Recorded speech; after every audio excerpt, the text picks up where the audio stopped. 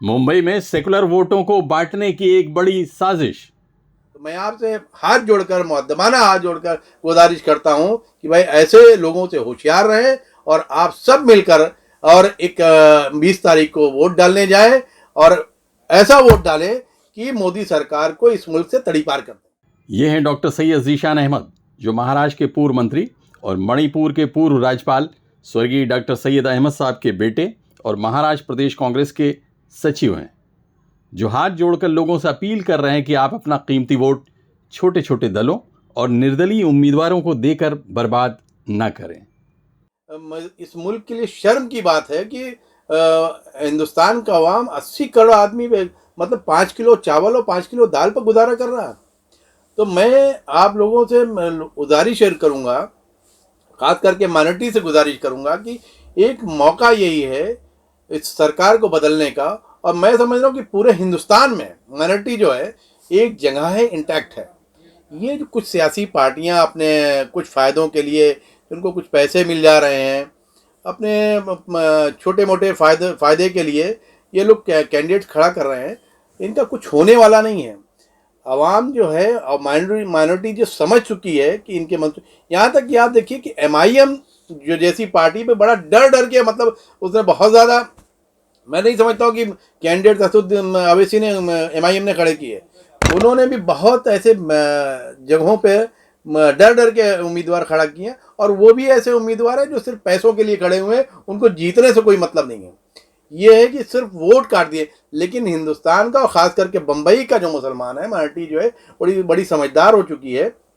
यहाँ तक कि मैं समझता हूँ कि अगर कोई ये कहे घर का आदमी कि मैं BJP मतलब फलाने को वोट देने जा रहा हूँ, कांग्रेस या MVA सरकार को वोट नहीं दूंगा, तो लोग उस पर नाराज़ हो जाते हैं कि भाई आप क्या कर रहे हो। ये पहला मौका और आखिरी मौका है। अगर ये हाथ से निकल गया तो फिर हिंदुस्तान में ना इलेक्शन होंगे, ना संविधान होगा बचेगा, ना आपके राइट्स महफूज रहेंगे। तो मैं आप लोगों से यही गुजारिश करूँगा, ख़ास करके बम्बई की आवाम से, बम्बई के माइनॉरिटी से, कि भाई मैं हाथ जोड़कर अपील करता हूँ कि अपने वोटों को कहीं ना डालें, कहीं ना ज़ाया करें। आप अगर किसी और को आप ऐसे शख्स को देते हैं तो ये समझ लीजिए कि आप वो वोट मोदी को मजबूत करने के लिए दे रहे हैं। डॉक्टर सैयद ज़ीशान अहमद की बात में दम है, क्योंकि संजय दीना मामा पाटिल, जो मुंबई नॉर्थ ईस्ट संसदीय क्षेत्र से शिवसेना उद्धव बालासाहब ठाकरे के उम्मीदवार हैं, उन्होंने मीडिया को बताया कि उनसे मिलते जुलते नाम वाले 4 लोगों को उनके खिलाफ खड़ा करने की कोशिश की गई। खोटं करून त्यांना वाटतं का ही जरा एकाच नावाचे खूप व्यक्ती उभं करायचे, लोकांना संभ्रमित करायचं का दिशाभूल करायची, याचा प्रयत्न त्यांनी ते करायचा करतात आहे। पण मी आपल्या माध्यमातून त्यांना सांगू इच्छितो की बाबा,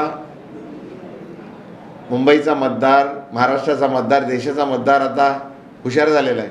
तो इसी तरह से मुंबई की 6 सीटों पर शिवसेना उद्धव बालासाहब ठाकरे और कांग्रेस के उम्मीदवारों को नुकसान पहुंचाने के लिए कई रेडीमेड पार्टियां खड़ी कर दी गई हैं। South Mumbai north west seat के साथ ही नॉर्थ सेंट्रल सीट पर इस समय सबसे ज़्यादा 27 उम्मीदवार मैदान में हैं। पार्टियों के टूटने, चुनाव निशान बदलने और नए गठबंधन की वजह से वोटर्स पहले से ही बहुत कंफ्यूज हो गए हैं। इसे शिवसेना उद्धव बालासाहब ठाकरे के उप विभाग प्रमुख हारून खान इस तरह से बयान करते हैं। भारतीय जनता पार्टी ने ये कोशिश की है कि किसी भी तरह से हम शिवसेना के सामने अपना उम्मीदवार प्रयोग ना करें, अपना उम्मीदवार खड़ा ना करें, क्योंकि वो जानते हैं कि भारतीय जनता पार्टी के कमल के निशान के सामने अगर शिवसेना की मशाल आ जाती है तो मशाल से वो कमल जो है वो जल जाएगा। इसलिए उन्होंने कोशिश ये की है कि किसी भी तरह से हम शिवसेना के सामने टूटी हुई शिवसेना, गद्दार जो शिवसेना है, शिव पार्टी के जो शिंदे है, उनके उम्मीदवारों को खड़ा किया है, ताकि लोगों में ये कन्फ्यूजन जाए कि शिवसेना यानी धनुष्यबाण, शिवसेना यानी तीर कमान। आज हमें ये बताना है लोगों को कि जो गद्दार है उन्होंने हमारा निशान चोरी किया हुआ है, और वो निशान है तीर कमान जो चोरी किया हुआ है। अब 2-4 महीने के बाद जब ये कोर्ट का फैसला आएगा, वो 100% तीर कमान हमारे पास आएगा। लेकिन आज की तारीख में, आज के इस इलेक्शन में वो तीर कमान हमारी निशानी नहीं है, हमारी निशानी है मशाल है। और मशाल के सामने वाले बटन को दबा के ही अपने उम्मीदवारों को हमें कामयाब बनाना है। अभी हमारे देसाई साहब खड़े हैं, देसाई साहब की भी निशानी है मशाल, लेकिन उनके सामने भी आप देखिए खड़ा है तीर कमान।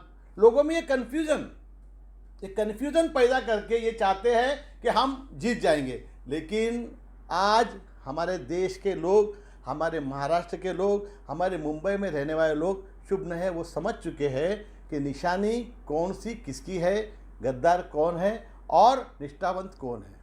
तो 100% छोटी पार्टियों से उम्मीदवार उतारने वालों के पास भी अपने तर्क हैं। वो कहते हैं कि कांग्रेस पार्टी ने महाराष्ट्र की 48 सीटों पर एक भी मुस्लिम उम्मीदवार क्यों नहीं उतारा।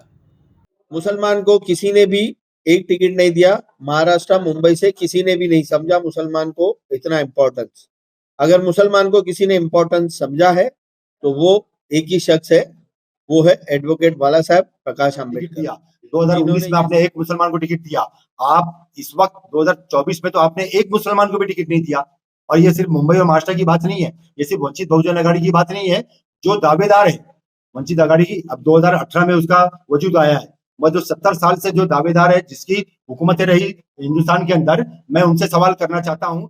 मशहूर पत्रकार और उर्दू डेली हिंदुस्तान के संपादक सरफराज आरजू छोटी छोटी नई पार्टियों और निर्दलीय उम्मीदवारों के बारे में कहते हैं कि हर इलेक्शन में इसी तरह से होता है। इसकी एक वजह यह भी है कि लोगों में कौम परस्ती के बजाय खुद परस्ती बढ़ गई है। लेकिन आजकल वोटर्स भी बहुत समझदार हो गए हैं, क्योंकि यहाँ पर जो है ना खुद परस्ती जो है वो कौम परस्ती पर हावी होती है। आप अगर ये देखते हैं कि मुझको अपनी रोटी पे मुझे दाल घसीटना है, मुझको अगर मेरे 2-5 लाख या जो भी अमाउंट आप फिक्स कर सकते हैं कर सकते, मुझे वो अगर मिल गए तो बाकी सब चीज़ें जाएँ भाड़ में। तो जो ये जो नज़रिया होता है ये जो है बड़ा मोहलिक होता है, और इसी की वजह से जो है ये शिराज़ा बिखरता है कौमों का।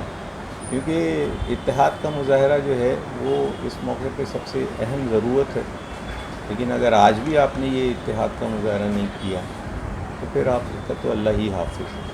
क्योंकि आपके चंद सिक्कों के बदले में जो है आप अपने ऊपर ऐसे हुक्मरां मुसल्लत कर रहे हैं जो आपसे कल वो सिक्के भी छीन लेंगे और आपके अपने जो कपड़े हैं वो भी उतरवा लेंगे। तो ये जो ट्रेंड है, और मैंने जैसे कहा ना कि खुद पसंदी जो है, खुद परस्ती जो है वो कौम परस्ती पर जो है हावी हो जाती है। क्या अपील करना चाहेंगे, जैसे आप जो सेकुलर वोटों का बंटवारा ना हो, उसके लिए अगर आप कहना चाहेंगे, लोगों को राय देना चाहेंगे? मेरा तो एक ही कहना है कि आप अगर डायरेक्ट फाइट है तो आपको 50% की जो हद है, का जो लिमिट है वोट यानी कास्ट किए गए वोट्स का 50% आपको क्रॉस करना होगा। क्योंकि अगर दो बड़े उम्मीदवार हैं, दो बड़ी पार्टियों की या दो बड़े महाज आमने सामने हैं, आपको 50% वोटों को जो है हासिल करने की जो है सही करना चाहिए।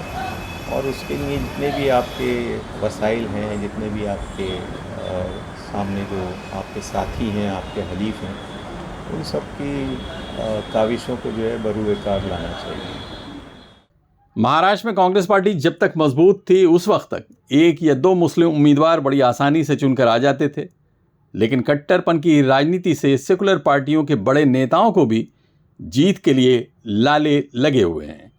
ऐसी हालत में मुस्लिम उम्मीदवार को जिताने की बात कहकर लोग लोकसभा चुनाव के जोड़ घटाने से पूरी तरह नावाकिफियत का इजहार कर रहे हैं, या फिर थोड़े से वक्ती फायदे के लिए अपने सिद्धांतों से समझौता कर लेते हैं। जबकि इस वक्त मुल्क में संविधान और लोकतंत्र बचाने की लड़ाई है, इसलिए सत्ताधारी दल को 400 के आंकड़े पर पहुंचने से रोकना हम सभी का परम कर्तव्य है। Abid Naqvi, press 9 news, Mumbai.